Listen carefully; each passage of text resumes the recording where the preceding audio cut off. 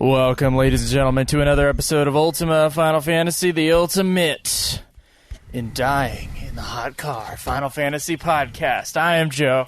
I am Caleb, comfortably in a cool home. Oh, that must be nice. I'm usually in a cool home, but now this is my recording studio. Did you soundproof it? No, I mean, I just straight up open the window just barely, and there's like kids walking home from school. Oh, that's good. It's it's really hot out here. I got the windows rolled down. I look like I got two microphones on me. I got my headset with like the microphone in front of it, and then I have the Zoom with a little puffball, so it clearly looks like a microphone also in front of me. So it's just the double recording going on here is amazing, and I'm sure I look like something special. But you know.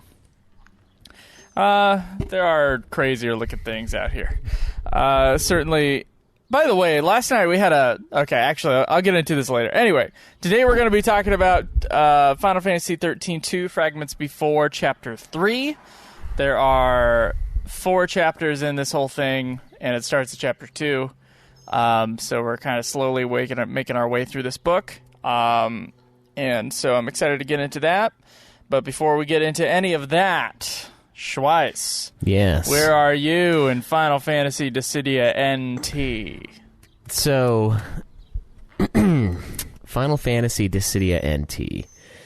I have started it, and I have played a couple of matches, including a match against Caleb Craig, where I won, and am very happy about that, and will never play him again, and I am now the champion of Dissidia NT in my mind. Nice. Over Craig. Not that it's much to be proud of, because the game is a dumpster fire still to me, but whatever. So I think I've unlocked 2 or 3 of the first cutscenes. I immediately was disheartened and felt kind of a level of disdain for the game when I discovered that I have to do just like random brawler matches to unlock Memoria, which are points that you spend in the game to unlock more of the story. I'm like, okay, so I can't even just play the story. I have to play... Nope. I have to play random games instead, and then I can unlock a cutscene. And like, I spent I spent a couple points on a cutscene with like Kefka, and I was like, well, that was a waste of time. Like, I'm like, that cutscene was boring. And so I'm not very far. But that is going to be my main focus. I hope I can make it my main focus. Dude, I have just been... I cannot stop playing Conan Exiles. Like, I figured out how to make thralls out of people, so all I do is log on, beat people up until they get knocked out, pull them over to the Wheel of Pain, and feed them gruel until they break, and I have basically...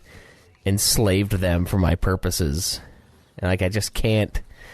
Dissidia doesn't have that, you know? So there's a surprising lack of thralls in Dissidia. You got your teammates, I guess, but they're useless half the time. So you're not very enthralled by Dissidia NT. No. You get your thralls elsewhere. That's right, yeah. I've got to get my thralls. Gotta hit the city for my thralls. Yeah, well, Schweiss, I mean, I'd like to say, you know, get your priorities straight. But, oh wait, I just said that. Yeah. Yeah. Hey, here's something funny. My back hurts like a motherfucker because I threw up the other day. And, like, 2 days after I throw up, because I throw up every, like, 9 years, my back always fucking kills me. So, I keep getting stopped mid-sentence with little pangs of, like, muscle cramps in my back. So that's fucking awesome, by the way. All right, sorry for the tangent. Schweiss, I am almost finished with the Dissidia NT, so I hope that you will catch up to me. Now, I should be finished with it, but I have been motherfucking stuck on a boss named Leviathan in this thing. So, There are 5 story routes in the game. You can certainly go non-linearly and like do them all if you want. But you need at least 2 of them to unlock the final battle. So I did story 3 first, and I went through it very quickly. The Ifrit fight was really tough, but I did it. And then I looked online, and it was like, oh, you gotta unlock story 2 all the way, and then you'll be able to fight the final boss. And I was like, okay. So I start going through story number 2, and its final boss thingy. So the first one had Leviathan, or story number 3 had Leviathan. Ifrit. Story number 2 has Leviathan, and regardless of the fact that like my profile level is so much higher, I've got the skills kind of like to pull Leviathan off of me and shit, I cannot get him past halfway down on his health. I cannot. And I've been doing this like every night for the last like 3 or 4 nights. I'll come home from work, I'll turn on the game, I'll play it for usually about 3 matches, and then my R2 button starts to freak the fuck out, and then I have to turn off the game. Because my R2 button on my controller gets stuck. And right, I had to change my shit around because R2 used to be the target change button. Now it's the block button. So I'll just be like randomly fucking blocking when I should be like dodging. And I'll get hit by the Leviathan's beam ass attack. So, I mean, even when the R2 thing is not fucking up, I'm dying. And then when it is fucking up, I'm definitely dying. Like, I'm considering buying a new controller, but that's like $60. I can't really afford that right now. So, Schweiss, you might have plenty of time to play Dissidia, or you might not have any time at all. It really just depends on my luck, on whether or not the controller works out. And I'm only going to be trying that thing every couple of hours, just because I can't even, like, I don't think I can afford the fucking controller. So I'm just going to be going in, playing like 2 or 3 matches until the R2 button decides to get fuckery. And then I'll turn off the game, wait a couple hours, because for some odd reason, like, with time, the R2 button, like, unsticks itself. Yeah, and then I could go back into the game. Time heals all wounds, right? Isn't that what the... I guess. Well, if it was like a mechanical issue, you'd think it'd be like always stuck. Yeah, it doesn't make sense when it comes to that. Or like something would happen because I like whack the controller all over the place. See, like whatever the fuck it is like making it get crazy. Like undo, like get off of whatever like 2 pieces of metal are hitting against each other. It needs to like it just needs to come off. It's like my R2 button is so fucking... It's a dumbass R2 button. Like, if I need to use R2, it stays on R2. Or it doesn't work at all. Like, my R2 button on my controller is fucked. And I don't know what happened. It's been going slowly over time. It's like, I thought it was just a really sensitive R2 button. So, like, I'd barely, like, put it on the couch or something like that. And, like, suddenly, like, in the middle of the movie I'm watching, like, it'll suddenly fast forward. Like, crazy. And I'll, like, freak the fuck out. I'll have to press circle and, like, try to get back to my spot. And then it'll do it again. And then sometimes it's just fine. Sometimes it's just like, oh, I'm not going to work right now. No R2 is no D2. It doesn't want to do anything. So, guys, you have no idea, like, the amount of frustration going on here. First off, because this boss is a fucking dick, but also I only get so many tries with him before my controller decides to be like, fuck you, no more tries for today, Joe. It's weird because you don't even use your controller that often. Like, I know you probably put hundreds upon hundreds of hours into it, but I mean, I've used mine for probably thousands, and it's still there. Yeah, both of my controllers that I bought, I had the one that came with the PS4. That one, the movement stick, I don't know what happened to it, but like, it doesn't, I don't know, when I press forward, it doesn't do a fast forward, it always does the slow forward. So games that have like 2 running speeds based on the amount of pressure you put on the stick, are kind of a pain. But I don't know what caused that, because like that wasn't an issue, and then when I started using it again, it was an issue. So somebody must have spilled something on it or something like that. But I don't have any weird buttons. Like the white one that I bought, I think maybe less than a year after I bought the PS4, that basically became my main controller. And that one, like the rubber on the left stick is wearing off because I've used it for so many hours.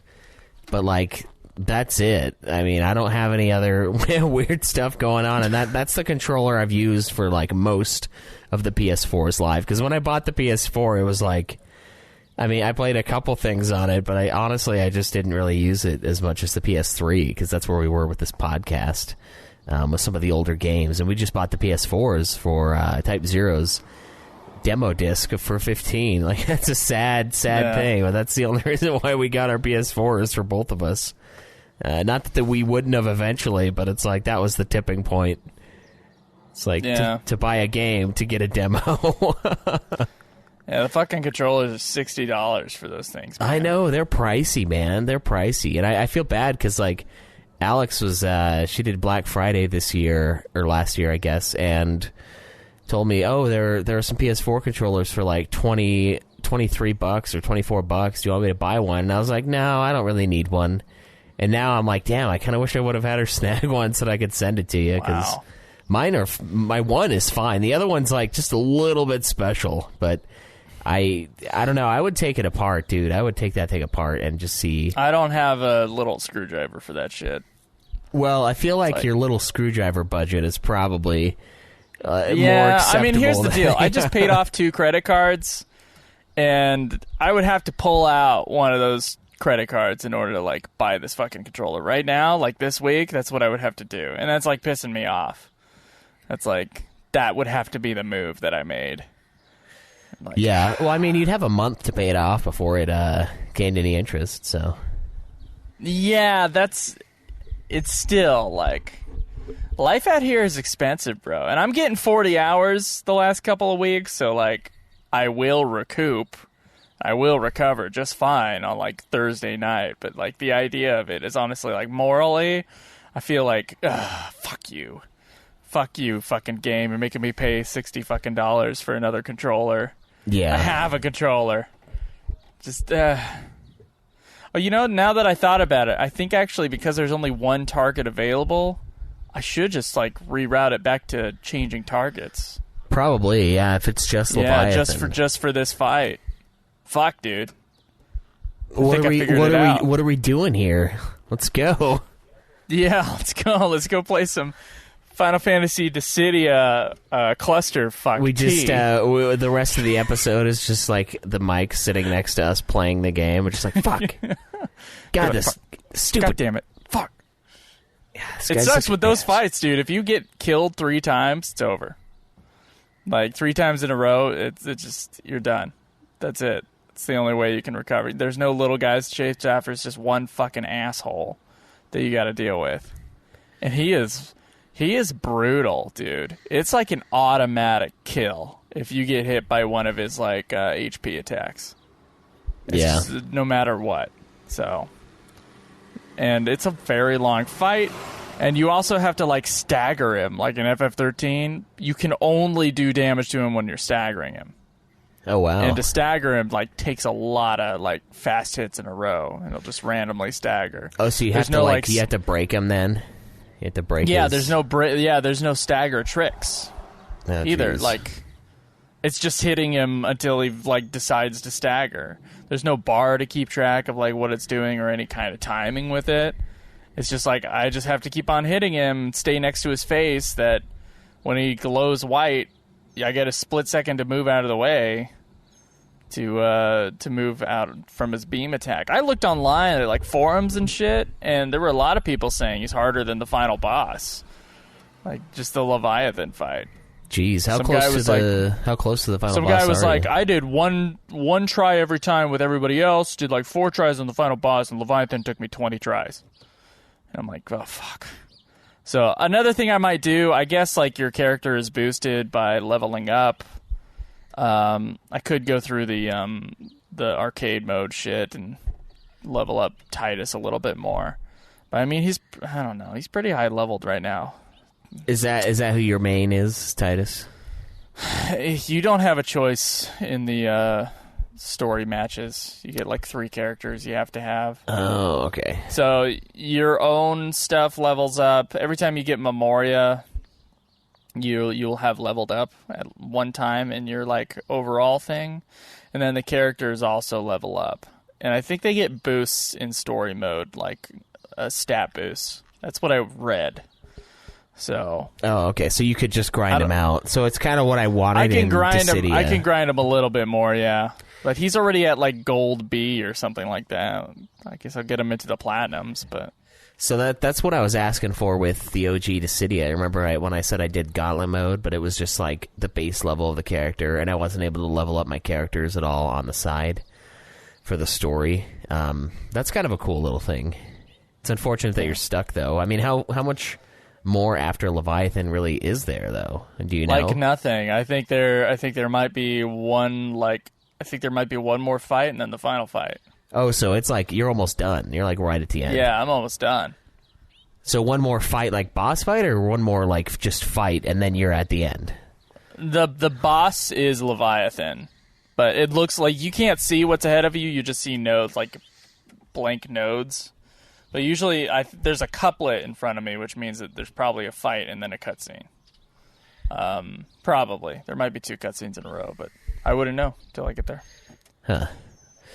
Well, damn, and then there's the final fight. It sounds like I need to do some catching up this week then.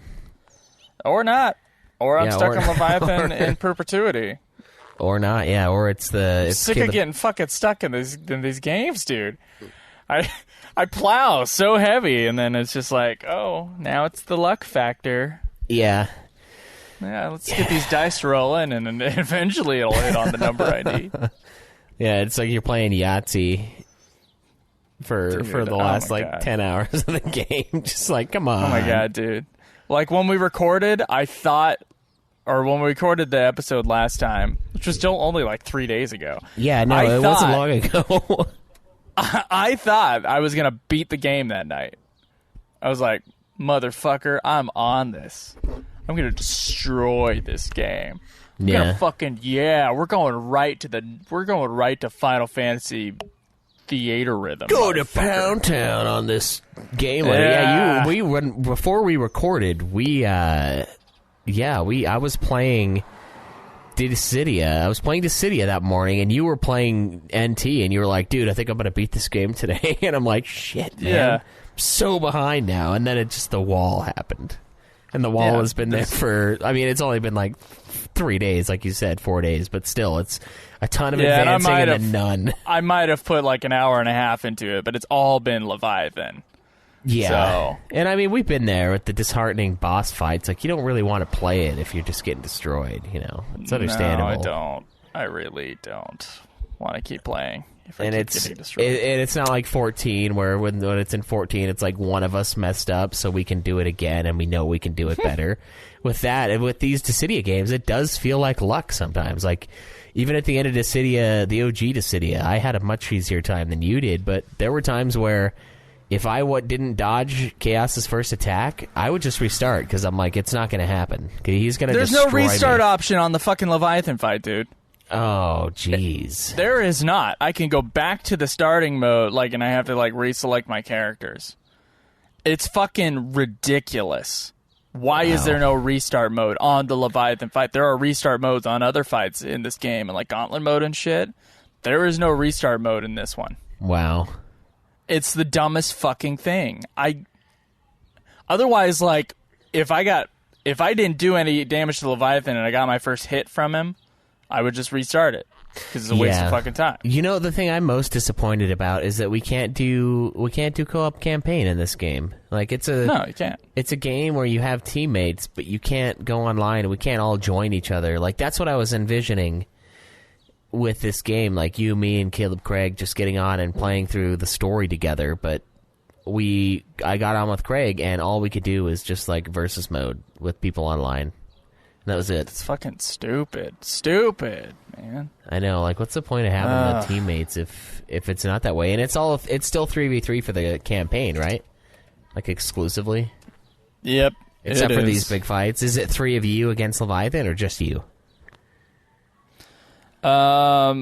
It's 3 against Leviathan. Okay. And I had to give them like the abilities that make them pull the aggro away. So before that, I couldn't get like anything on this guy, and now I can get him down to half health. So that was the right thing to do. But yeah, dude, it's brutal. It's brutal. All right. Well, let's get into the news. Let's do it.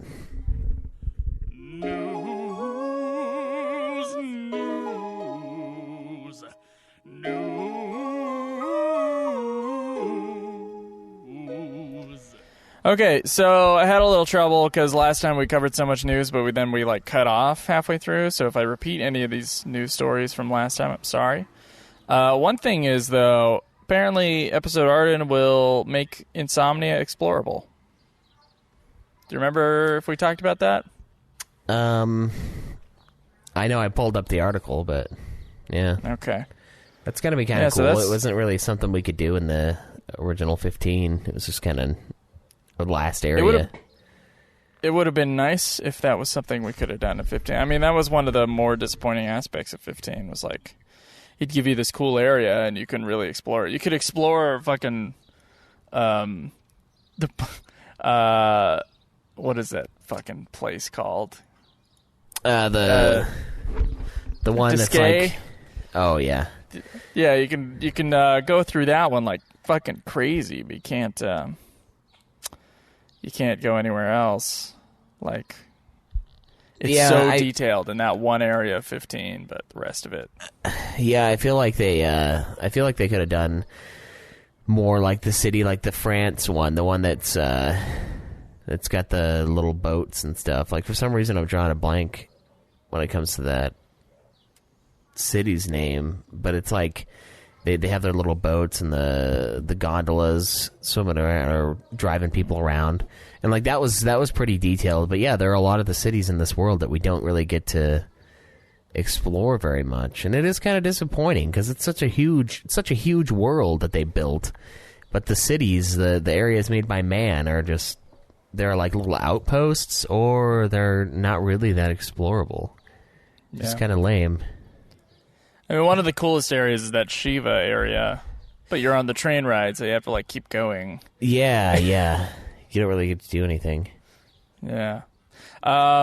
There is new artwork and a new trailer for the Final Fantasy XII Zodiac Age, which is going to Xbox One and Nintendo Switch on April 30th, I believe. The new piece of artwork, I guess, is to commemorate the that version, and it's like a big airship thing. It's by Hideo Minaba, who's one of the main artists of FF12.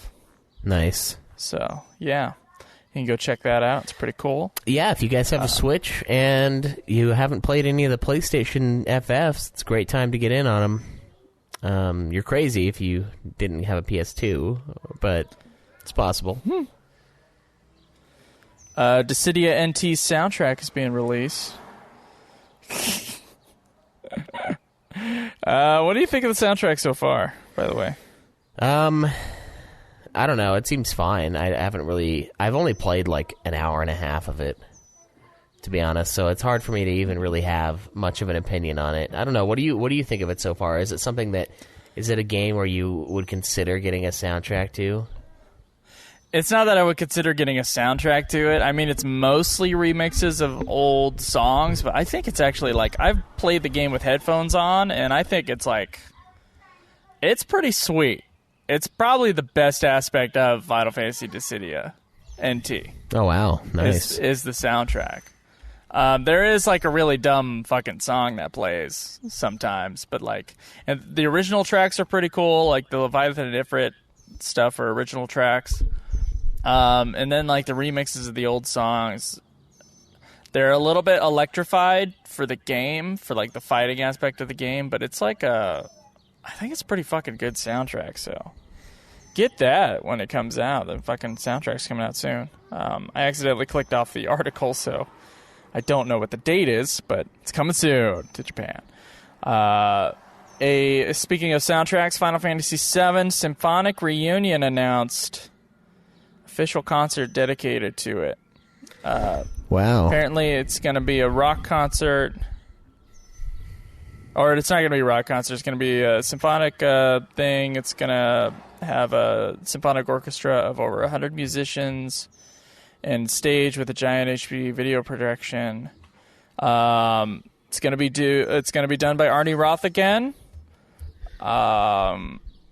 who's kind of the producer and conductor of Distant Worlds, Dear Friends, music for Final Fantasy, and music for Final Fantasy. So it's going to be on June 9th, 2019 at the Dolby Theater in Los Angeles, California.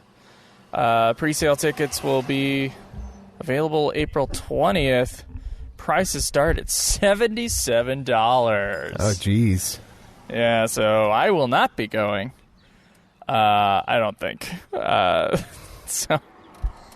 Unless I can figure something out. But yeah, that'll be really cool to go to. But I'm sure it's going to be recorded. So yeah, hopefully hopefully we get an album off of that one. Yeah, I'd be surprised if we didn't. Honestly. Yeah. There are rumors. This is the last piece of news. There are rumors that Final Fantasy VII's remake is gonna show up at E3. Okay. So yeah, hopefully with a release date with it. Yeah, E3's in like June. I'm pretty sure. So we have like a month and a half until then. I don't know. I could see them having something. I get the feeling that this game is still a ways away though. I don't know. Yeah.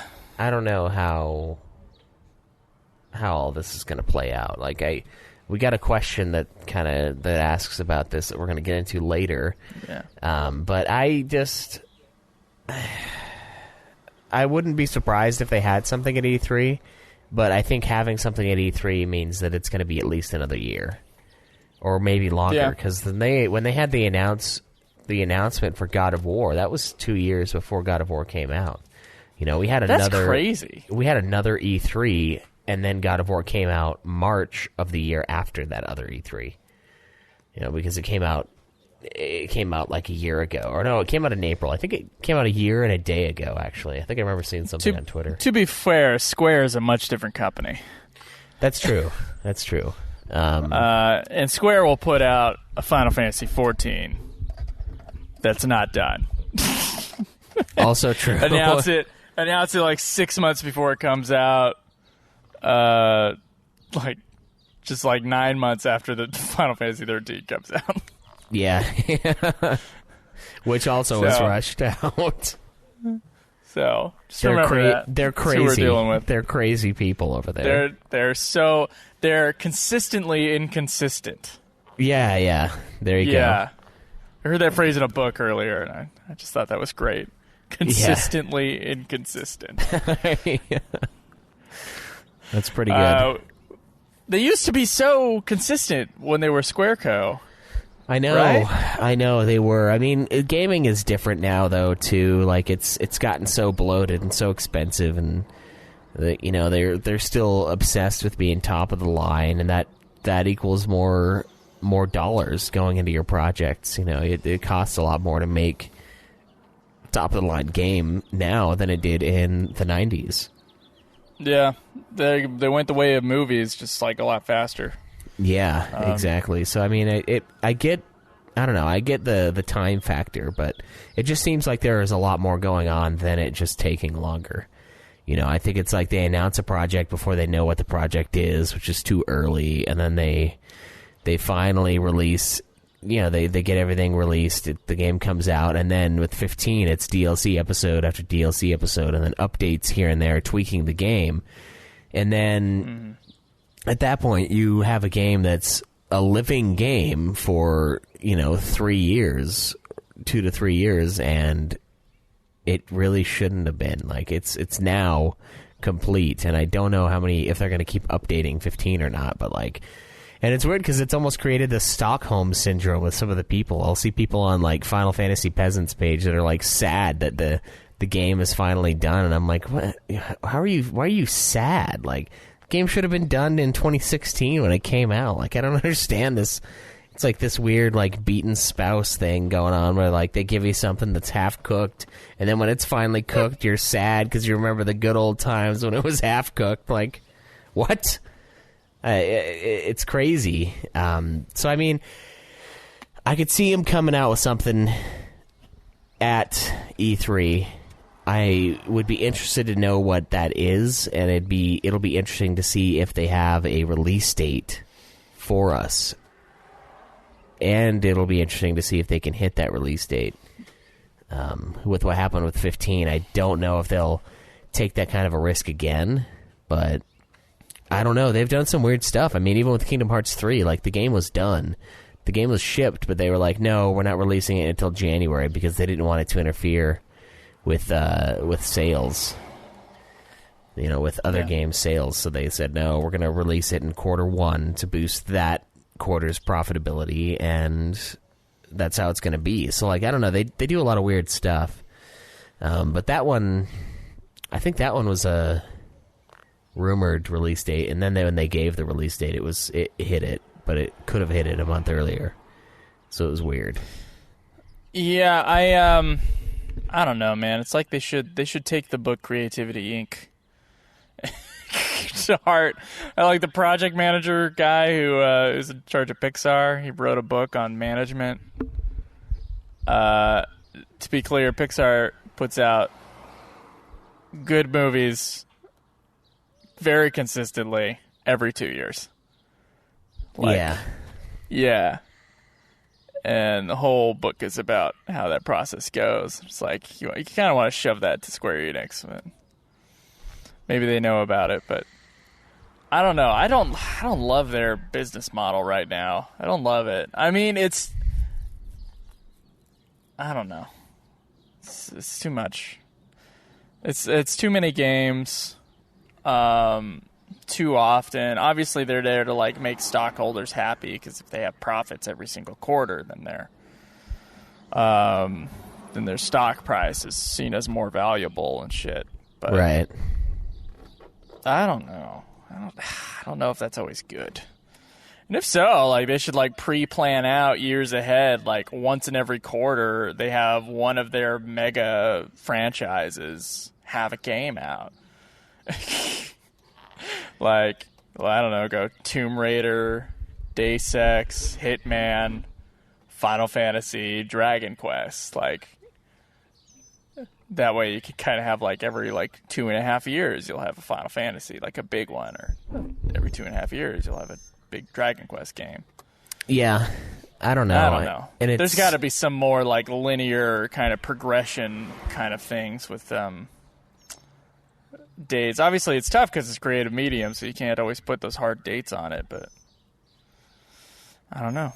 Sometimes dates push people into doing a better job. Obviously, 13 was scrambled together in, 6 months. After years of planning, they only made the actual game in the last few months of the development. And considering it's pretty good considering all of that. I mean, it's fantastic considering all of that. Yeah, so I think they could get away with it, and I'm surprised that they don't. But I mean, the FF7 thing, it's been kind of plagued along the way because I know they had to restart the entire thing at one point, like a year ago, just reset the whole engine and do it from scratch, and that sounds like it's going to take forever, And I don't know. I just feel like they. I don't know. They send too much stuff out of house, and then when it's out of house, it's not as well done, and that's when they hit the reset button on some of this stuff. So I feel like they should just take more of the Capcom route. Like when they redo a Resident Evil, they do it themselves. They have a team that does the Resident Evil remakes, and they're awesome every single time. And it's because they're doing it themselves. It's their IP. They have all the control, all the oversight over it, and I get that having another company do it, there is oversight, but it's I feel like it's riskier, you know? And I think Final Fantasy is a great example of that being true with the whole FF7 thing, because they had to restart the game. I remember reading about that like a year ago. They just had to restart from scratch, you know, for the FF7 remake, and it seems like stuff like that can be avoided. But then also when they do in-house things, I mean, we get the engine that they tried to make for 15 that they spent so much money on and just threw so many resources into, and then they didn't use it in the end. You know, like they went with I think they used like Unreal or something. No, that's what they did for Kingdom Hearts 3. It wasn't for 15. 15 did use the Luminous engine. Oh, so it was Kingdom Hearts that didn't. Okay, but I mean, still, it's like it's so much goes into this thing, and then they just are like, yeah, screw it. I always wonder, what is the reason for a game company like that, for a game series like Final Fantasy or Kingdom Hearts, what is the attraction of making your own game engine in-house? Because that just costs like a whole lot of money. Yeah, and I mean, like, I don't know enough about this, but like, what's the upside of that? Like, if I'm making my next movie, I guess I could build my own camera. Stanley Kubrick had his own lenses made. Yeah. For Barry Lyndon. But that is a little extreme. Like, yeah. Might as well use the equipment we got, or that we could get access to for a decent amount of money. Yeah, I can see doing it for creative control purposes. I mean, if you have your own engine, you can do whatever you want with it. It's like, there are those companies that are out there to, like, experiment with the technology. Mm-hmm. And then they license out that technology. And then the creators can use that. I don't understand what the fuck the point is as a writer. I do know one writer who's done this. Not personally, I just know of one writer who's done this. That, you know, you can make your own word processor. But why the fuck would you waste time and money and resources doing that instead of just writing more? Yeah. I don't know. I mean, it'd be like us creating our own podcast feed versus paying Libsyn to do it. Yeah. Us, like, making our own... like our own servers and stuff like that, like setting it all up. Yeah, I don't understand that want. I guess I understand the want to do that, but it's not really that practical. And Square Enix is a big enough company that, like, if they had issues with the Unreal Engine, they could probably, like, call Unreal on the phone and be like, hey, you want to patch in this thing, this certain, like, physics thing that we want in the game to work? Could you make that possible on your engine, please? Like, yeah. You'd think they'd have enough clout to do something like that, especially with how much they made Unreal, I'm sure. They absolutely could. I know when they were, like, making Gone Girl and shit. And I can only, like, talk about movies because that's what I know.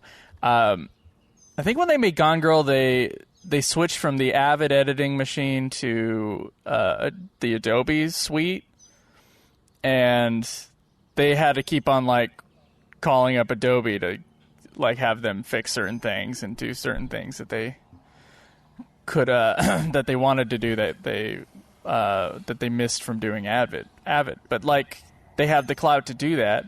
Certainly Square Enix has the clout to do that with whatever game engine they decide to use. Yeah. I don't understand why. I bet, like, the reason 16 is going to take forever is because they're going to be like, we should do a whole new engine, and they're not going to do it. Yeah. So it's just not gonna come to fruition once again. Or it's going to take forever again. That's what'll happen. Yeah. Yeah.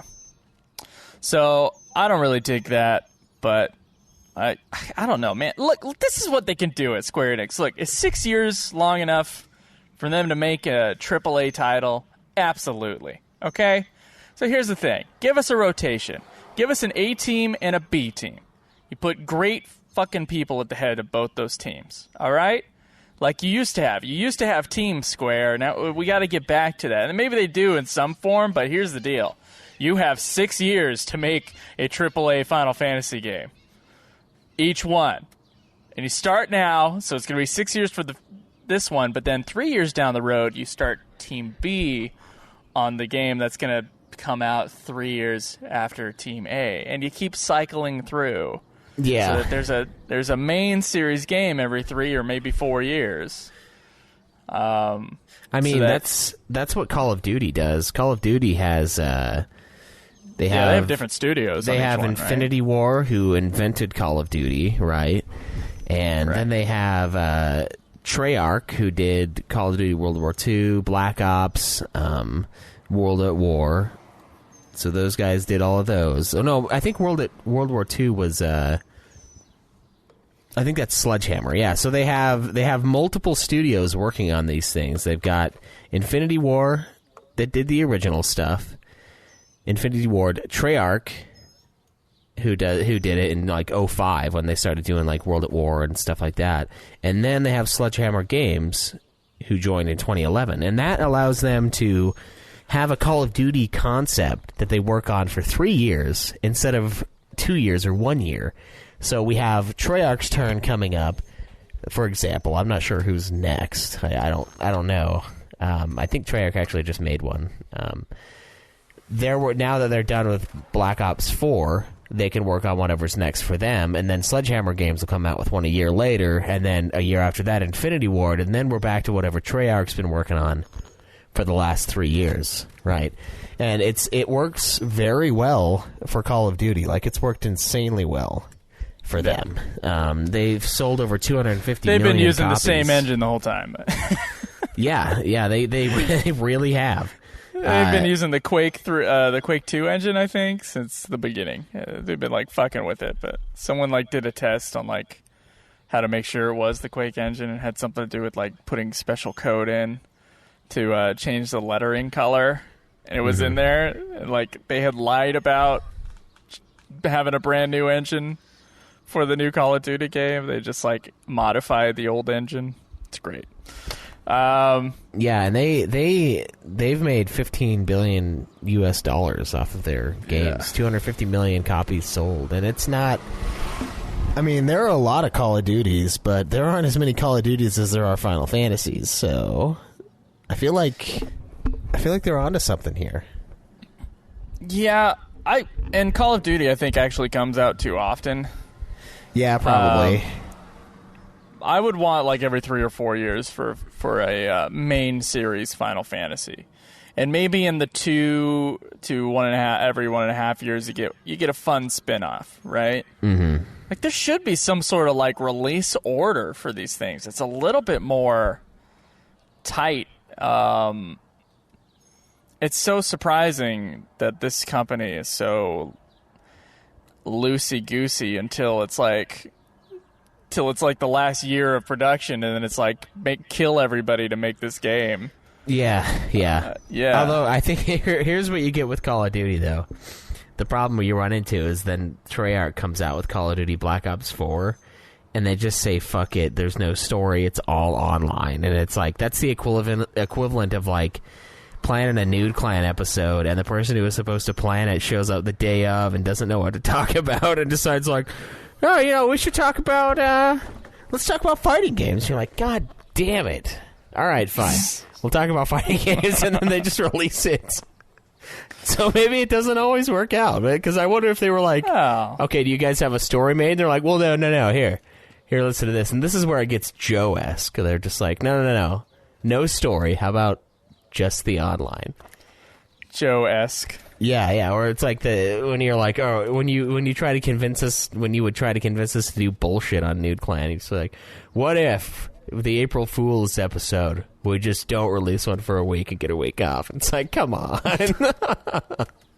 It's like that. It was great. It's like that, but they got him to do it. they were a little bit more influential, and they pulled the wool over everyone's eyes. They're like, yes, only multiplayer, take it. And the world bought it. It was a great April Fool's joke. Yeah. It's a great one.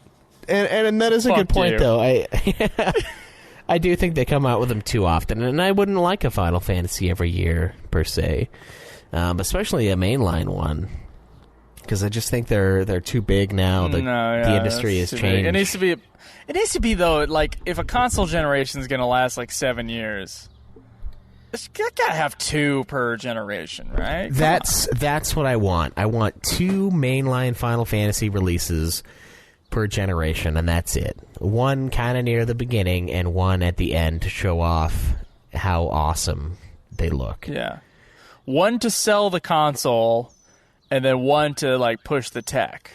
Yeah. All right. I mean, that's kind of what they've been doing. They used to have it every 3.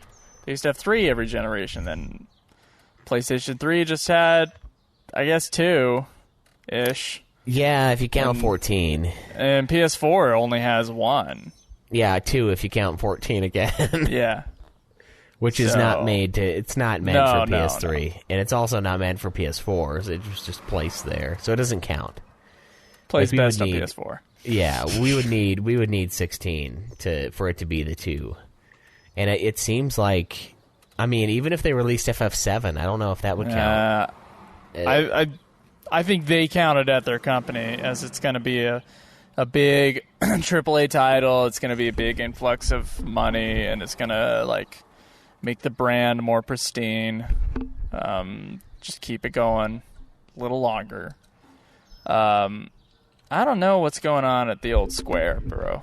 I don't know what's going on, but whatever. We go into this discussion like every couple of weeks. It's like, what the fuck are they doing over there? What?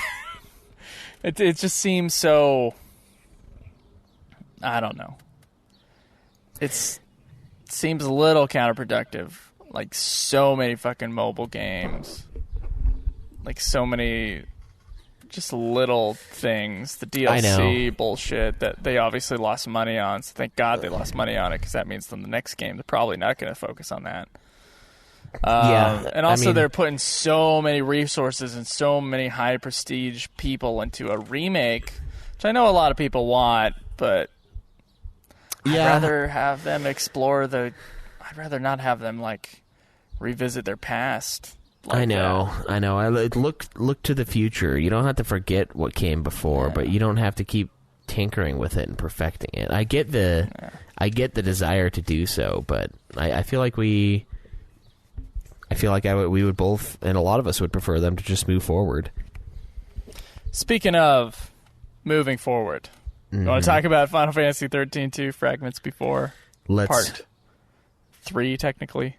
Yeah, but it's oddly named, but yes, let's get into this audiobook.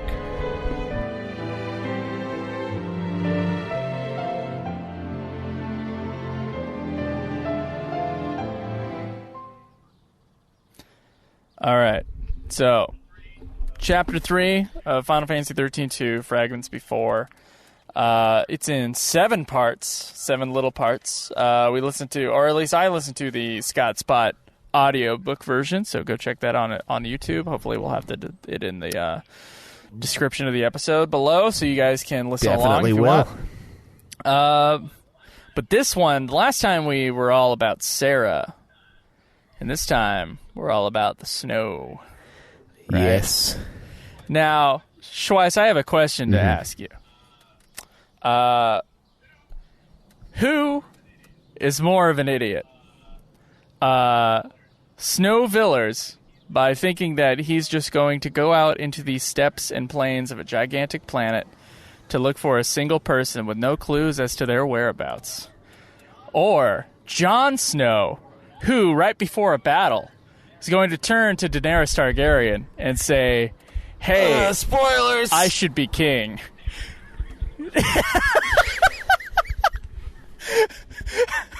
Who is more of an idiot? I don't know, man. It's a toss-up. The Snow name comes with stupidity at times. If your name is Snow, you got some... You're a goddamn moron in some respects, for sure. But no matter what, you will wear a trench coat. Yeah, that is in fact true. Yeah, if your name is Snow, you're wearing a trench coat, by the way. That actually comes with, like, at the doctor's office, after giving birth or whatever. I guess at the hospital. They realize your name is Snow. They actually have, like, a closet, like a trench coat closet. They give it to your child at birth. If your name is Snow, you get the trench coat. And then they also drop you on your head and then give you back to the mother. That's the... there you go. That's the way they do things. Fuck, man. All right, so this is Snow, right? He's hanging out, looking at Cocoon. He says he's bad at math. Not surprising at all. No. And then he sees like a group of cactuars, and there's then he like says something about school, and Sarah thinks about school and like a robbery that happened. I have no idea. This is the only part where Sarah actually shows up at the thing. And then Snow's back to the Cactuar and the school of Cactuars, basically. And then he kind of like has a moment where he's like, ooh, a Cactuar, cool. And then he realizes, oh no, it's a monster. And then they fight for a little bit, and then Snow's like, hey man, I don't want to fight you. And then for some odd reason, like the Cactuar seems to understand him. Right? And so they don't fight. And then Snow decides, he's like, okay, well, this Cactuar is like away from his group. I'm going to try to get him back to his group. The other Cactuars, I guess, scurried off. So that's part one. Yeah. There's like a Cactuar horde in this thing, which, I mean, I always thought Cactuar were... I mean, I guess FF12 is the only one that has groups of Cactuar that I remember so far in the series. Every other time, they're just like solo dudes running around at Mach speed. So... Yeah, I guess 13 is that way too. 13 and 12 connected. Right there, they have Cactuar with like societal systems. We don't know what those really look like. It might be a group hive mind. It might be something else. But there it is. Yeah. So this whole thing is basically about Snow and the Cactuar, and like their little adventure. So anyway, part two. He starts setting traps for the other Cactuars or for other monsters. I'm not entirely sure. And basically he's at camp with his new Cactuar friend. And then Snow just like starts talking to the Cactuar about his past. And about what he wants to do. Snow's starting to... And this happens. This goes on for 4 chapters. Snow's starting to lose his mind parts. and confide in this Cactuar, who... Yeah, he starts confiding in the Cactuar, exactly. We also learn... he talks about... go ahead. Go ahead. Okay, we learn from this chapter that fire keeps the monsters away, and the Cactuar is oddly fascinated with the flame, it seemed like to me. I don't know. He was looking into the flame, seeing the future. Look into the flames.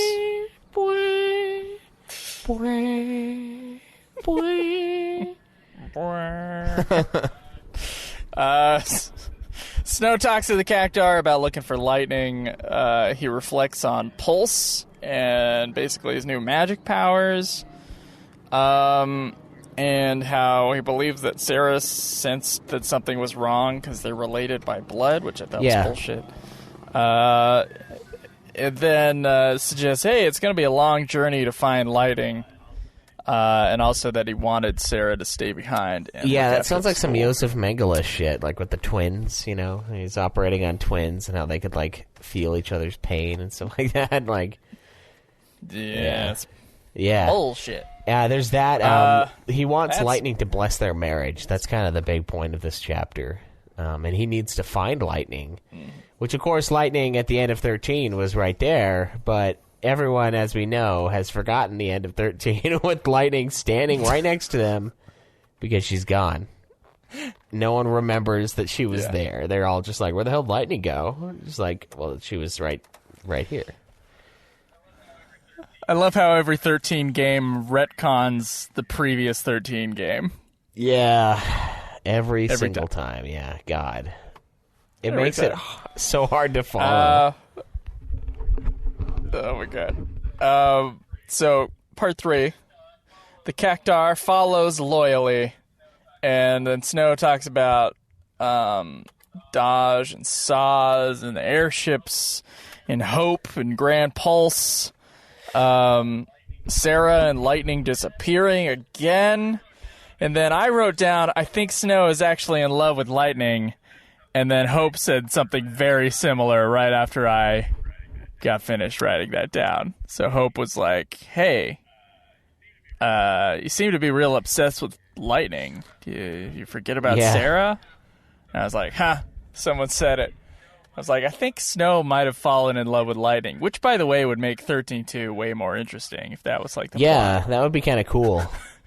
Like the inner struggle of Snow is like, oh, after all that journeying with Lightning, I actually fell in love with your sister. Yeah.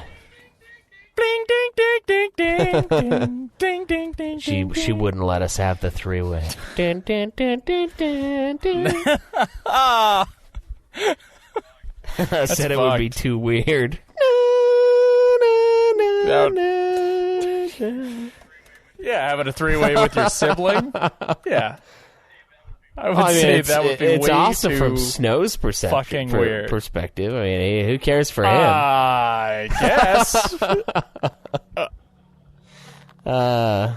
If he's not like throwing up at the same time. Yeah. That would have been cool. But yeah, he does kind of become obsessed. It's also funny because they talk a lot about Saz being a pilot again, and he apparently insisted on bringing Dodge to work, which seems like a really bizarre and terrible plan, but apparently it worked out. He doesn't want to lose him again. Everyone loved traveling in their airship, though. They loved the captain and the pilot and co-pilot son and dad duo, I guess. Which, all right, everyone's super chipper in this world. It's like, hey, I love the 6-year-old. Yeah, I feel real safe when the pilot comes over and asks where his juice boxes are. In case Sauce has a stroke. Yeah, we got his son here with the chocobo. We got his son here to help us out. All right, so guess what? Part 4 is all about walking some more. Actually, that's how it starts. But actually, there's a big shadow on the ground, and Snow is like remembers a warning about seeing shadow, that he just needs to jump out of the way. And then he jumps out of the way. He wants to save the Cactuar, but he sees the big bird. I guess it was like the big pterodactyl-y bird thing. It apparently was shot by his Cactuar friend and then flies off. Yeah, another thing he has, the storytelling in this is starting to kind of bother me a little bit, and it's because they do this thing where they have a progressing plot. The progressing plot is Snow with the Cactuar going out to find the Cactuar horde and reuniting the Cactuar because he seems like he's been outcasted. So it's Snow being a good guy, right? But then they intercut memories of the past for Snow in here, like, constantly, and I don't know if I like that as a writing technique, because here is where they talk about how small progression in the story and then a lot of recollection. I don't think I dig that a lot of so much. And he talks about how Rigday back at camp told him that he wanted him to search for remnants of Psycom and just kind of spy on him and see what's going on, so that in case Psycom decides to attack again, they can be ready for it and counter them or attack first. But it's I don't know if I dig the way they've written it now that I'm looking at it a little closer. It's kind of, I don't know, it's kind of janky. Like, they could have just put all these memories of the past into the story, just integrated it into there, and then we move from those memories into what's happening now, and then we finish it up, kind of thing. Like, I think that would flow a lot better for me. It might. I don't know if there would be enough like conflict to keep any of that stuff interesting. The idea is that there's something you're moving forward in, is keeping some forward momentum, and you're just like looking at things as you're passing by. At least it's the idea, but it might dawdle a little too long. Yeah, that's true. I think, on these events, but I kind of get what you're saying. Anyway, I don't think that's the case with FF13 and its flashbacks. I think actually that should have been told linearly, because there was conflict going on, because someone was marked something in secret and then had to like come out to her friends about it. And then they had to, like, figure out what the fuck they're going to do because, you know, soon Psycom is going to be after her and shit like that. So that does have some conflict ingrained in it, and thus Final Fantasy XIII should have been told linearly. Once again, the 19th time I've said that on the show. Okay. He talks to a guy named Rigday. Is that how you say his name? Rigday? Yeah. Misconceptions are scary things. And Rigday suggests searching the frontier because his cavalry, basically, they got the towns covered, bro. And the reason they have the towns covered, you know, they'll keep an eye out on lightning, I guess, but they're actually looking for the remnants of Psycom. And Rigday, they're not out there to hunt him, is what Rigday says, although we're not entirely sure if that's the truth. They just want to know where they are. Yeah. I feel like Rigday's going to pull the plug and just execute them all. Like, he's just going to be like, yeah. So dog ate dog. Anyway, Rigday should have been going in the same direction Snow was going. Yes, that's very apparent here soon. So part 5, Snow is walking through the steppes with his his Cactuar friend. Yeah, now it's starting to get harder to find food, and he's worried about the Cactuar too, because the Cactuar doesn't really eat anything, and he's like he finds this to be odd, but doesn't take too long on it. And then they get captured in some weird trap, and it turns out that it's the Psycom guys that we were just barely told that he just remembered that he was told to be on the lookout for. So they stepped in some kind of monster trap, and they got captured, pretty much. And the Cactuar is like rammed up against him, and it's like stabbing into his leg, I guess. And it fucks his leg up a little. They release him when they find out he's a human. They're kind of weirded out by the Cactuar being his buddy.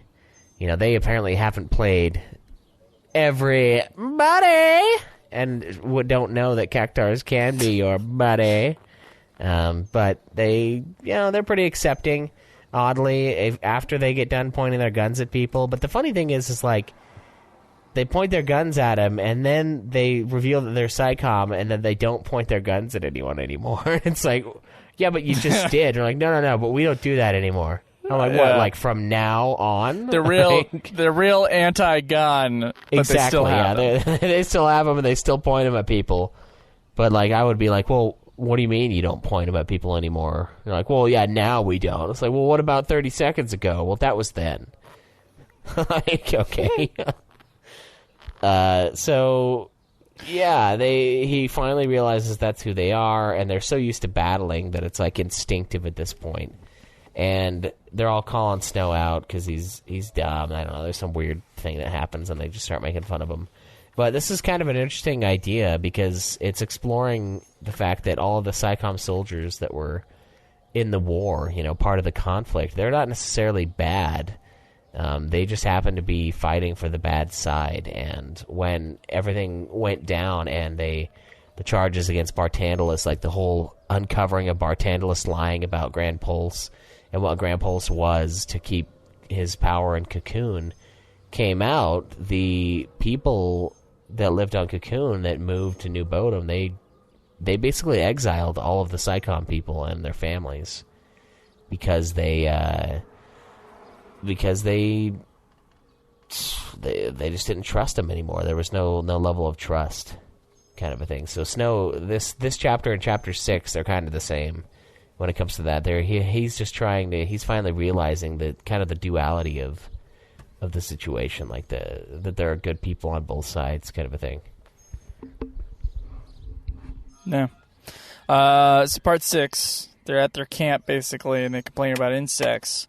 And then Snow remembers, like, the flower insect repellent advice. Apparently, it's good advice. So the insects, they got an insect. They got a flower for everything on Grand Pulse, by the way. Life is tough for ex-Psycom, quote-unquote, idiots who talk about their mission and how their mission was to save Cocoon. They just didn't realize that they were doing the wrong thing. Like, their enemy was the wrong enemy, that it wasn't the enemy of Cocoon. Talk about, once again, how misconceptions are scary things. And then everybody goes, hush, hush. And then suddenly, Behemoth King comes up. And now Snow knows that it's time to grind. That's right, yeah. Right? And so they all start to fight the Behemoth King. And then suddenly it's like swallowed up by the earth as the Cactuar also fights it. And no one else kind of realizes why the Cactuar had the power it has, but Snow realizes it. And he goes, oh shit. The Cactuar is a fucking fal'Cie. It's not a regular he looks Cactuar. over at the Cactuar and it like has no mouth or anything, but it's like the burning bush in the fucking Prince of Egypt movie. The bush is just like, I am that I am. So it's like, oh my god. So he's been traveling with a fal'Cie this whole time. Which, explains why the Cactuar was so friendly. And it also explains why the other ones didn't want anything to do with it, because it's not a Cactuar. There you go. So that's pretty much how we end Chapter 6, or Part 6 of Chapter 3. My apologies. And then Snow is kind of like freaked out and worried that the Cactuar is following him to turn him into a l'Cie again. Which I would love. I mean, I don't know why you wouldn't want to be a l'Cie. You got ultimate power, Right. Admittedly, it ends poorly either way, but because you either become a crystal or you become fucking cannon fodder for anyone trying to level up on the Seath. So stand straight. So Part 7, Snow's at the village. The village of the ex-SciComm guys. Which I'm surprised that the cavalry hasn't figured out where they're at yet. It's a whole fucking village. They got airships. I'm surprised they haven't rained hell down on these guys. Yeah. And the villagers, they're a little iffy about the Cactuar being there. But they kind of want to thank the Cactuar. And, just because everybody's, surprised that it was saved by a monster. And then they joke about making a Cactuar statue. And it's one of those jokes where you go, hold on, that might actually be a good idea. And so eventually they legit want to make a big Cactuar statue. Not only because the Cactuar saved them from the Behemoth King, but it kind of further protected the village by the dramatic geological forces that it procured. And also that having a big giant Cactuar statue could be used as a scarecrow technique. Yeah. To scare other monsters away. So they're like, oh shit, we should actually make a Cactuar statue for these 9 reasons. And so then Snow, it's time for him to basically journey on, and he asks the Cactuar to keep searching with him to look for lightning. So let's go, partner. And he says, part of the reasoning is maybe the Cactuar can help release them from their crystal stasis, kind of a thing. So he's hoping it's going to be a fruitful friendship between the two. And that's pretty much how it ends. I don't think this is a bad section, a bad chapter of the book. I like. No, I like this one. I think I liked it more. Yeah, I think it explores the SciComm and kind of what happened to those guys after the events of 13. Because I don't remember any mention of them in 13-2 or in Lightning Returns. So it was this huge army and they lost, and that was the end of it. So I think it's kind of cool that we see what happened to them, how they've been exiled, and how kind of unfair that is to a certain respect. But honestly, it was done to keep everyone not at odds with each other. And, and safe overall. So I think it was a good little chapter for that. It kind of flushes out the world a little bit more in 13, and that's what for the most part, what we've loved about these little chapters, is that's kind of what they've been doing continuously, So I'm looking forward to the finale of Fragments Before Final Fantasy XIII-2. Yeah. We have 2 more chapters. That's right. I think the 5th chapter is in one video on Scott Spot's thing. That's why I keep... Yeah, it's in a single video, so must be a single part, or he just chose not to break it up. So we got some questions, Schweiss. Let's get to them.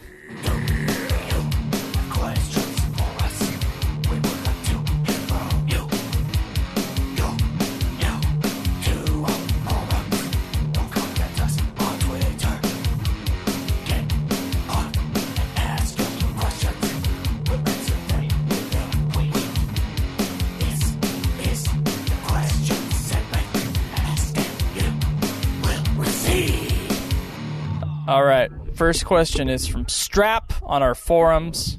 Strap goes, wait, I think we might have done this one. Well, we probably have. What is it? Did Schweiss really confuse Fusoya and Galoof in his explanation, or are you guys just fucking with me? I think that was in response to the haggling and oh yeah, bartering thing. Oh fuck, that's funny. P.S. Where's my mug? Which I think you might have taken care of. And then he wants us to have the Knockat guys on. Yeah. No one can know about this. Who won our best UFF competitor award? Sure. I'd like to have some other folks on. We still have some Patreon guests we got to get through first. Yeah, Patreon episodes for sure. Yeah. Yeah, we might have already answered that. I think we did actually. So we're out of questions on the forums. Guys, go on our forums at ultimatefinalfantasy.com. Join and ask us a bunch of questions. That'd be awesome. Yeah, it's so sad. Forums were so cool for so long, and now they're just dead. You know, like forums, it's just not the same kind of thing. At least for this format, I feel it suffers greater than others. Yeah. I miss the old forum days. Yeah, for sure. But I mean, this is our third forum, so I know some people dropped off because they were sick of us changing the fucking website. Yeah. Fair enough. But we're about at the end of our show anyway, so it's not like the slow deterioration of our forum as forums have gotten less popular. It's okay. Yeah, it's okay for us. Not a big deal. It's fine. So this is from Twitter. You got 3 questions here from Twitter. The first one is from Krinital. When do you foresee the next installment of the FF series to come out? Mainline Final Fantasy. I'm going to say 2022. I was going to say the exact same thing, Schweiss. I had it in my head, 2022. Yeah, I think 6 years is a long time, but I think that's the time they're going to come out with the next one, FF16. I'm going to go... You think it's going to be online or single player? It better be single player, dude. Like, the 14 is still just fine. I don't understand why they would need to boot it. But, I mean, that would be another 3 years from now for 14, so who knows where 14 is going to be at that point in time. I think it'll be single player, and I think it's going to come out in November 2022. I'm not going to say which month, but 2022 sounds about right. I think we're going to get FF7 in 2020, and it just makes sense to have 2 years from then to get our next mainline. That seems about right for their profiteering purposes. Yeah. But, it's consistently inconsistent. Always. Well, not always, I guess. I'm not so sure it's going to be single player. I'm not so sure. I'm tentatively on the single player side with you, Schweiss, but part of me thinks we had the news last time that there's some, rumors in the midst that Yoshi P is working on something new, so it's kind of the online stuff might be making a return. Yeah. A lot quicker than last time. Or maybe not. I don't mind the amount of years in between Final Fantasy MMOs. What bothers me is the lack of single-player Final Fantasy in between those years. Yeah. So I guess it's not unbelievable to me that 16 will be an MMO. It's just not fair. Yeah. It's just not fair. I mean, I don't mind the amount of years in between Final Fantasy MMOs. What bothers me is the lack of single-player Final Fantasy in between those years. So I guess it's not unbelievable to me that 16 will be an MMO. It's just not fair. You know, like make 17 while you're making 16, and put them out like you did with 13 and 14. Only this time, don't fuck up. On one don't fuck one of them up hardcore. Just leave them awesome. Yeah. PS5 or PS4? PS5's coming out next year, right? Is that right? Yeah, I think they announced it was 2020. So for FF, this is for the FF7 remake. The question is... Well, no, I'm asking for the previous question. For FF16. Or FF7 remake, I guess. Well, FF16 definitely PlayStation 5. Yeah. Yeah. Definitely a 5 for that as far as that goes. Let's see shit. But yeah, the question is from No VPN, No Kick, No Life. He asks, do you think FF7 this is from Chase Serzlani. Will FF7's remake be on PS4 or PS5? Yeah, so it's kind of speculation, I think, for PS5 right now. And what it's looking like is maybe mid to late 2020. So if it's mid to late 2020 for the PS5, I kind of think... Do you think they're going to come together and make it a launch title? I think they might. Because I honestly, I don't think that we're that close for FF7 Remake. I just don't. And... That'd be fucking crazy, right? Launch title FF7? Yeah. It would be crazy. I could also see it being one of those things that's on, like, both PS4 and PS5. You know, like we had that with 14, with PS3 and PS4, and then with Lord of the Rings, Middle-earth, Shadow of Mordor, or whatever. That was on PS3 and PS4. So, like, one of those weird in-between titles. I could see that happening as well for FF7 Remake. And I kind of hope it does, because I hope the PS4 players get a chance to play it without having to get a PS5.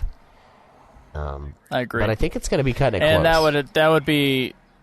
I think more people will have a PS4 at that point. So it's actually in Square's best interest to be on both or on the PS4 instead. Yeah. In 2020, if the PS5 were out. And we know as a business they are a lot better at doing what's best for them lately, it seems. Because before it was just Sony, and then before that it was just Nintendo exclusives, you know. And now they've started to branch out because they realize they can get a lot of money going to these other consoles, so they have been.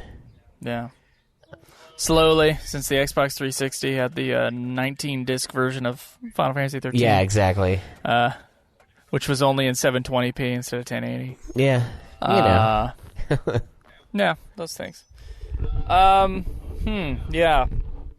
I think I'm leaning on PS4 on that one, actually, but maybe both. Yeah. Or as a launch title for PS5. That would be cool, by the way. Unfortunately, that also means I'd be buying PS5 on launch, which is going to hurt my wallet quite a bit. But we'll see. Yeah. I might, I don't know, I might get it on launch, personally. Well, you got the Nude Clan. I don't need it. That's true. It's all optional for me. Okay. No VPN, No Kick, No Life actually asks, do you think FF7 and 8's visuals have aged really poorly compared to, say, 9 or 6? This is very pointed. This is the kind of question where I know their answer. Yeah, their answer is a yes. Yeah. I kind of see that, yeah, and I think that kind of goes along with what we were talking about earlier, where within the lifespan of a console, we would like to see the Final Fantasy that kicks it off and is the first one on that console, and then we'd like to see the Final Fantasy that makes the best of what that console has to offer.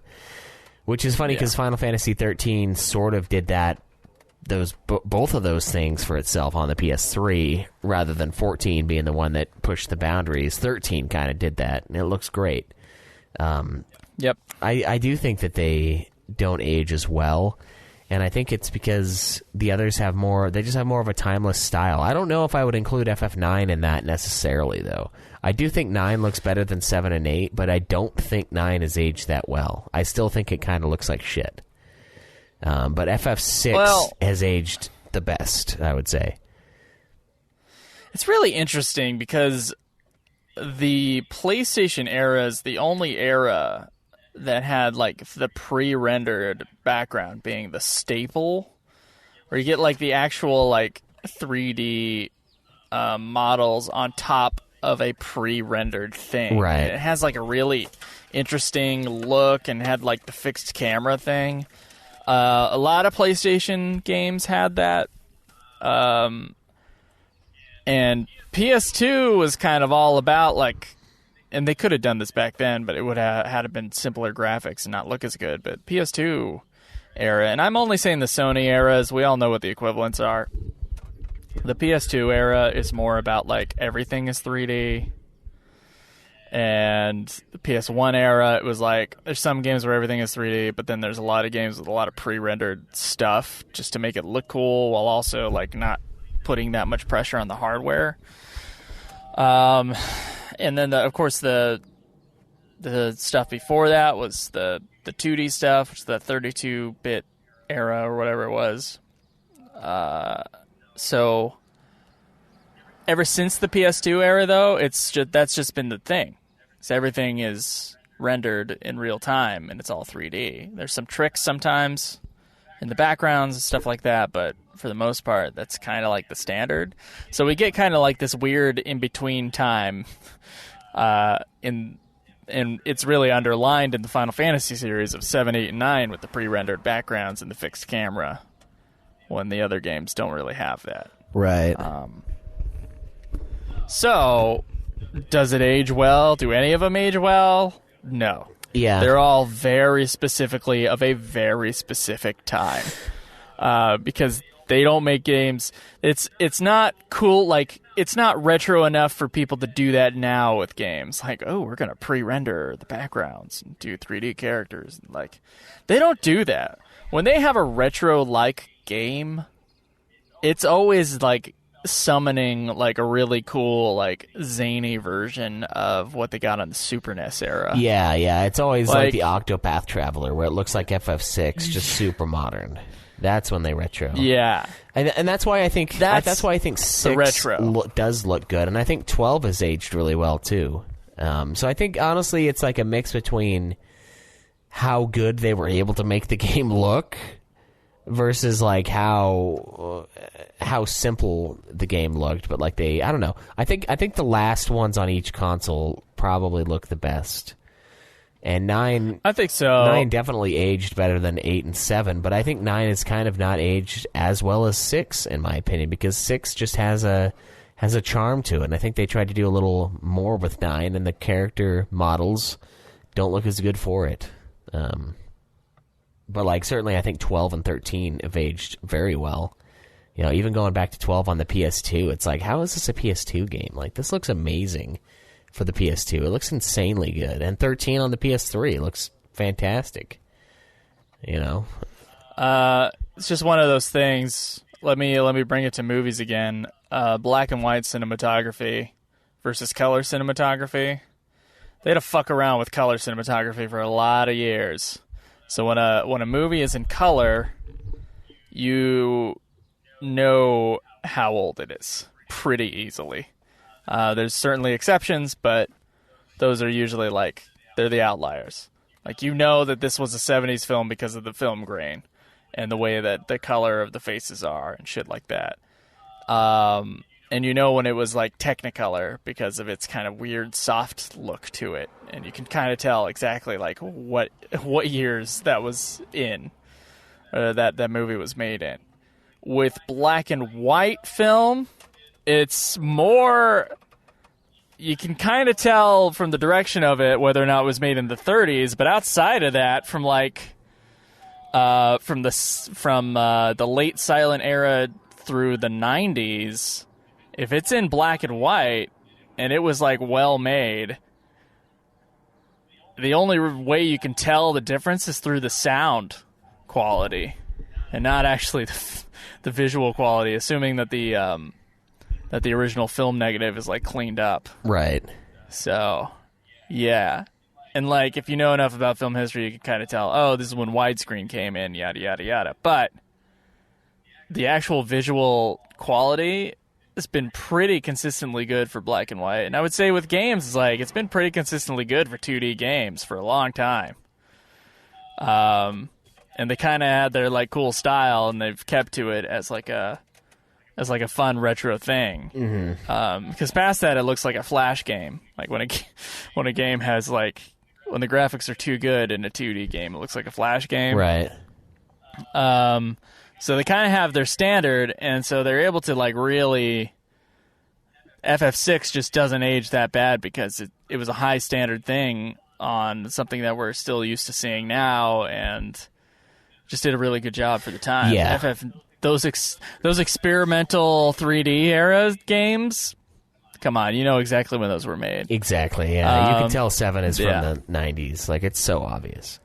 And that's the cool thing about FF10 versus 12. You know, you have 10 that has technically higher polygon count, higher definition characters, but 12 aged 100 times better because 12, they figured out what the console could do, and they figured out how to manipulate the console into making it seem like it's better looking than it actually is. And that's why it ages well, and that's why we need those two. We need the one that they put out at the beginning and the one that they, like, jack off the system and, like, show us the love child of their, you know, their thing. And they just show us how fucking cool the system can look. And I'm worried we're not going to get that with 16 for the PS4, you know? 15 was a good-looking game, but actually, like, it's weird with 15, although it has moments where it looks amazing.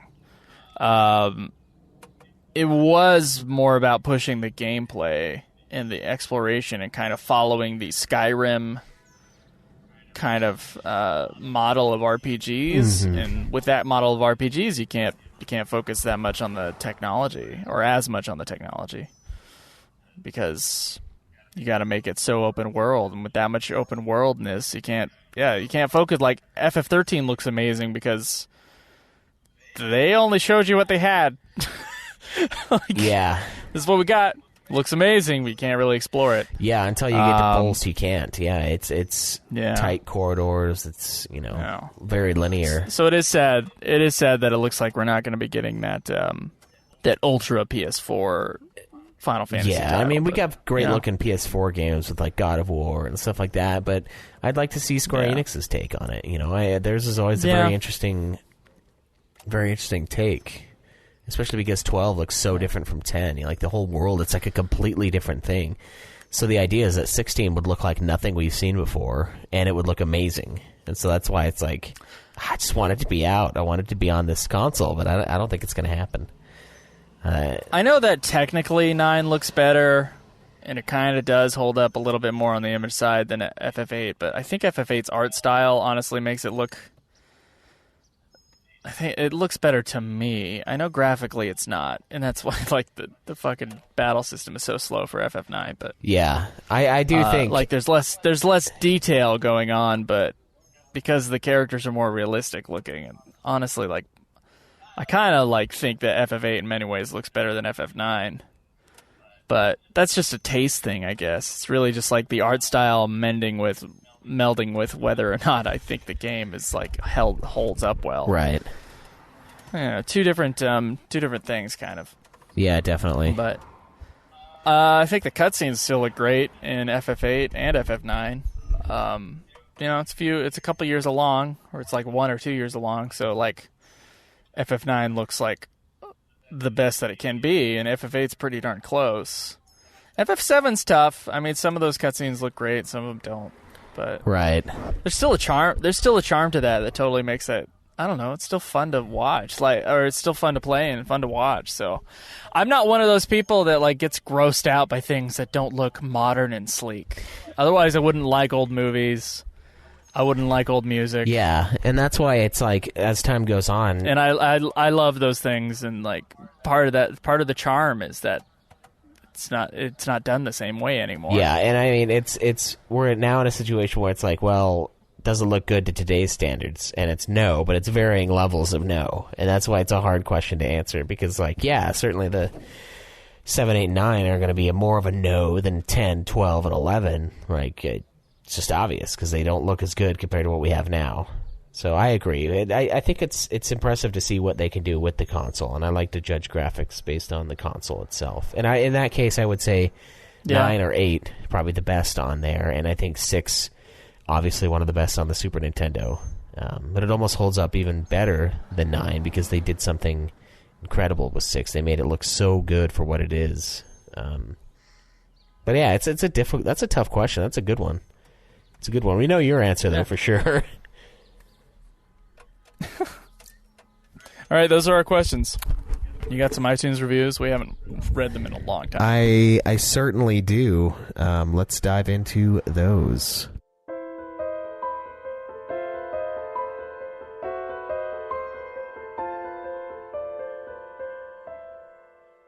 iTunes reviews. iTunes reviews. All right, so first up on iTunes reviews, we read the one about Zodiac Age, right? I think we did. It was just read it. All right, it says it took 45 minutes in the Zodiac Age podcast to talk about the Zodiac Age, and then it just says Jesus Christ. Okay, I had a pretty sure we read that. So next one up is Better Than a High Potion by Pagey Meiji. This podcast helps me pretend that I have friends. I enjoy listening to them as I fall asleep, but the theme music is a little jarring. I've been working on that, making it not as loud compared to the rest of it. Perfect for any occasion, really. Washing my hair takes forever, and these two make it bearable to be in the shower for that long. I'm laughing and distracted from the burden of hygiene. I never thought I'd ever meet anyone who's played more Final Fantasy games than I have, but they certainly have, and I've learned a thing or two from them. Unexpected. Caleb, you're a hottie. Oh, Thank you. nice. As I get fatter and balder, we will see if that can hold up. Thank you for the wonderful review, though. We got another one here from Drug Hugs. I got this one. I was able to pull them up on Android. Drug Hug says 4 stars. Final Fantasy is a fun game. Thank you guys for making a Final Fantasy podcast. It's nice to listen to, but y'all laugh and talk over each other too much. At least you did in the older episodes, which is what I've been listening to. You know. The older episodes, guys, I know. Okay, here's the thing. There's people that have said that they feel like we've already checked out, or like that we're done with the show. Like it's coming to an end, so we're done. 1, that's not true. 2, if you think that, go listen to the first year of episodes, and you will think otherwise, okay? We are a million times better at doing this than we ever were. Ever were back then. But the talking over each other, we don't do it as much here. But no, we can't. We're on a phone call. Exactly, yeah. It doesn't work. We have to hear each other.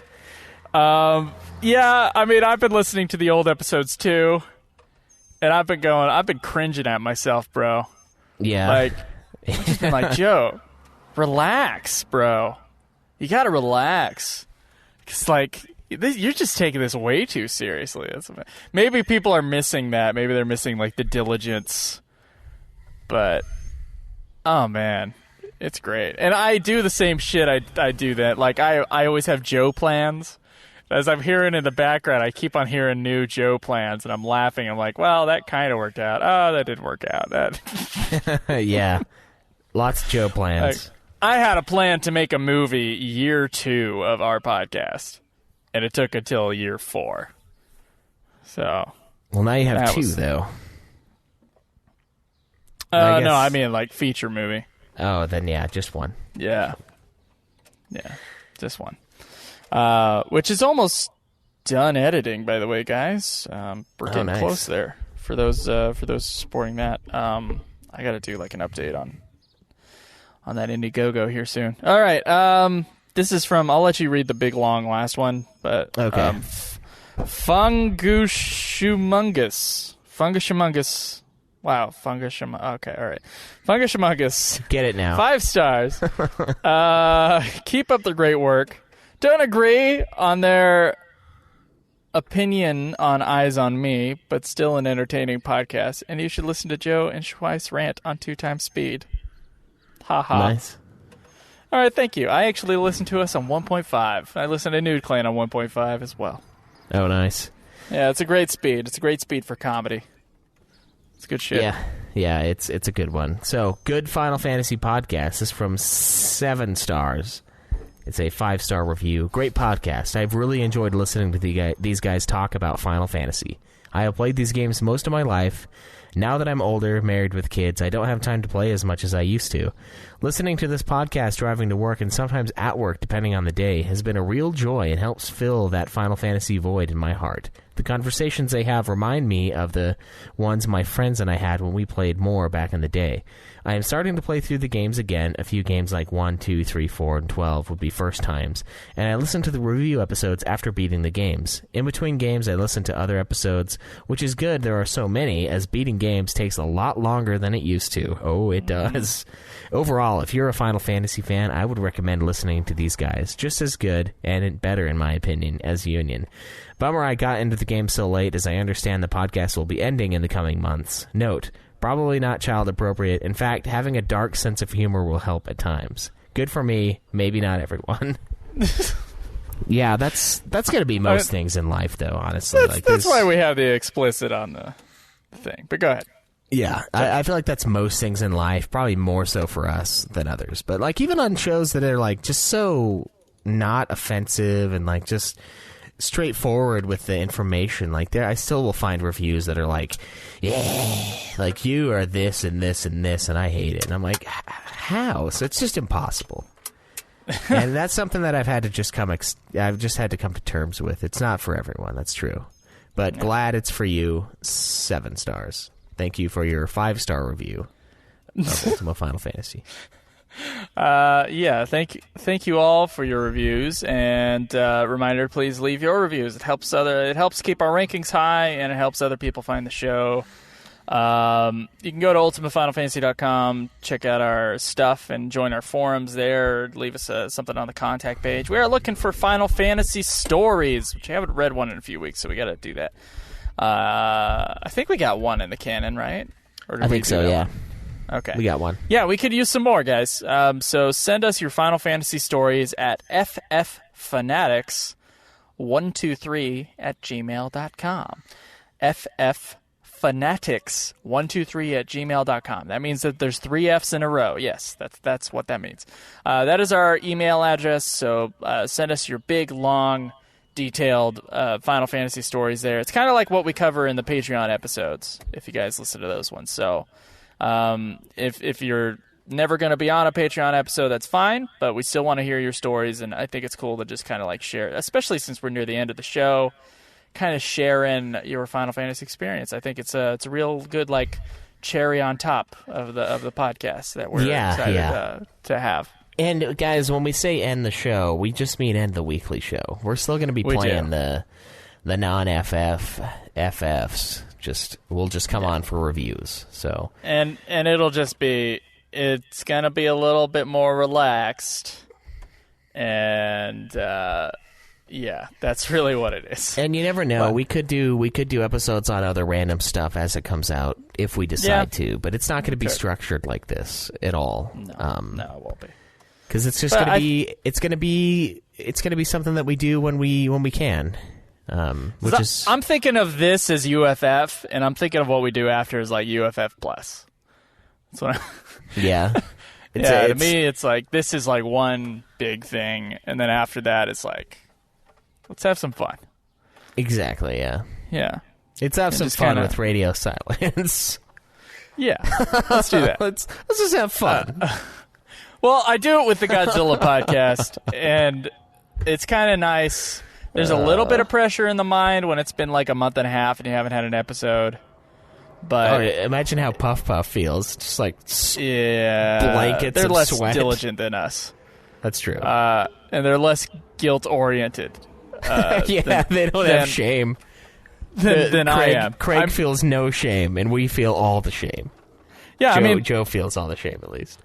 I feel all the shame, and that's why we've never had a week off on this fucking show. I mean, we've had weeks off, but the show has never had a week off. Yeah, ever. we've had 10 days off, but not 14. Yeah, and you're gonna get a review, or you got an episode today, and you got one like 3 days ago. So that's just a double. See, I mean, and it's all dealing with the fact that I have like this cloud of guilt hanging over me that I don't know if I've had since birth. But it's always, I mean, that's why I've been such a good boy my whole life. And fuck, man, like, I just, like, always need to finish that which I have promised to start. So, exactly. Especially when I'm, like, really far into it. So, yeah, like 5 years or so. Yeah. Even if it's late in coming, like, it's gonna be coming. So, it's gonna happen. But yeah, just like the Godzilla podcast, it'll be more like an event when we drop an episode. It's not so much a thing that you guys look forward to every week, which is, you know, you're losing some and you're gaining some, I think. But yeah, man, we got our tickets to KupoCon. We did. We got our talked plane about it tickets last as week, well. but once again, we're coming in June 28th. We'll be in New York that night. We're coming in like 8 p.m. or something like that, so I guess we'll just be like getting on the fucking subway to Newark and getting to our hotel. So if you guys want to hang out that night, I guess that's a pretty good night to hang out. And then we'll be leaving. It's kind of like midday, right? We're leaving July 2nd. Yeah. So we'll be able to wake up and kind of do one thing probably, and then take off. Yeah, it'll probably be a relaxed, like, go eat somewhere cool kind of morning. Yeah, so if you guys want to hang out, I mean, that's what we're doing. I got there. the date for KupoCon wrong, right? Was it June 29th and not the 30th? Yeah, it's 29th. Okay, yeah, so 29th, man. I think it was the 30th last time. Okay. Of January. Maybe. I think. I don't know, man. I don't fucking know. It just seems wrong to have it on not the last day of the month for me. It's just wrong. Even though it's an easier day to not have it on the 31st, but it's just wrong, okay? Just wrong.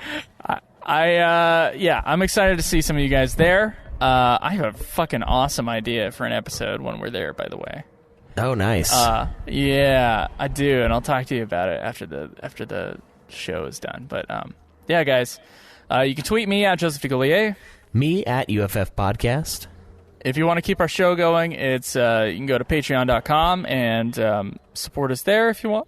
And let us know if we haven't, if like there's something that you were pledged to and you haven't gotten. Schweiss has been pretty on it lately, but in case something slipped through the cracks, you know, let us know if we owe you a mug or something.